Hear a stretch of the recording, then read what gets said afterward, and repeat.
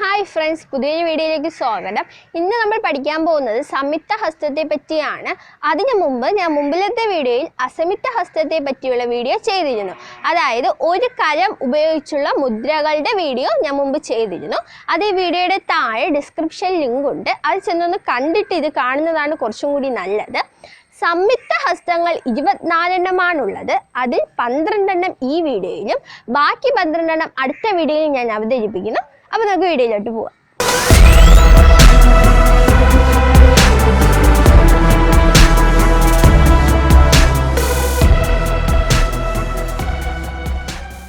സംയുക്ത ഹസ്തത്തിലെ ഫസ്റ്റ് മുദ്രയാണ് അഞ്ജലി എന്ന് പറയുന്നത്. അഞ്ജലി നമ്മുടെ തൊഴുന്നതിന് തുല്യമാണ്. അഞ്ജലി എല്ലാ വിരലുകളും ചേർത്ത് വയ്ക്കുക. അഞ്ജലി. അടുത്തത് ഖബോദ. ഖബോദ എന്ന് പറയുമ്പോൾ തന്നെ അഞ്ജലി പോലെ തന്നെയാണ്, കുറച്ച് ഇതുപോലെ ആക്കിയാൽ മതി. ഖബോദ. അടുത്തത് കർക്കടക. കർക്കടക എന്ന് പറയുമ്പോൾ തന്നെ നമ്മൾ എല്ലാ വിരലുകളും കുറച്ച് ഡിസ്റ്റൻസ് പാലിക്കുക, കോർത്ത് വയ്ക്കുക. കർക്കടക.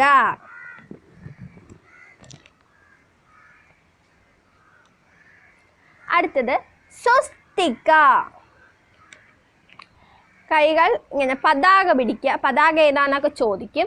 അത് അസംയുക്ത ഹസ്തത്തിലെ ഫസ്റ്റ് മുദ്രയാണ്. അതൊന്ന് ചെന്ന് കാണുക. സ്വസ്തിക ക്രോസ് ആയിട്ട് വെക്കുക. സ്വസ്തിക. അടുത്തത് പുഷ്പപുട. പുഷ്പപുടം എന്ന് പറയുമ്പോൾ നമുക്ക് എല്ലാവർക്കും അറിയാം, പൂവൊക്കെ നമ്മൾ ഇറുക്കാൻ വേണ്ടിയിട്ടാണ് പുഷ്പപുട ഡാൻസിന് ഉപയോഗിക്കുന്നത്. പുഷ്പപുട. അടുത്തത് ഉൽച്ചങ്ക. അതായത് ഇത് നമ്മുടെ ഈ 3 വിരലുകളും താഴ്ത്തി പിടിക്കുക. നമ്മുടെ തള്ളവിരലും ചെറുവിരലും മാത്രം ഉയർത്തി പിടിക്കുക.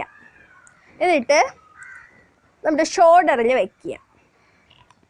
ഈ മുട്ട് ഭാഗം താഴ്ത്തി വയ്ക്കാൻ പാടില്ല, ഉയർത്തി തന്നെ വയ്ക്കുക. ഉൽച്ചങ്ക.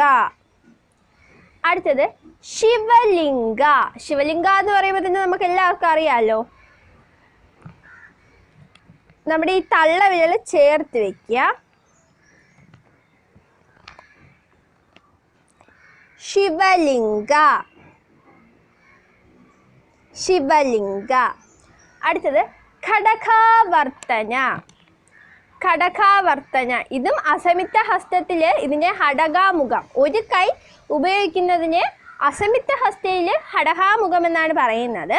നമ്മുടെ ഇവിടെ സംയുക്ത ഹസ്തയിൽ അത് 2ആയിട്ട് പിടിക്കുമ്പോൾ ഘടകാവർത്തനയായി. അതും ആ വീഡിയോ ചെന്നത് കാണുക. ഘടകാവർത്തന. ക്രോസ് ആയിട്ട് പിടിക്കുക. ഘടകാവർത്തന. അടുത്തത് കർത്തരി സ്വസ്തിക.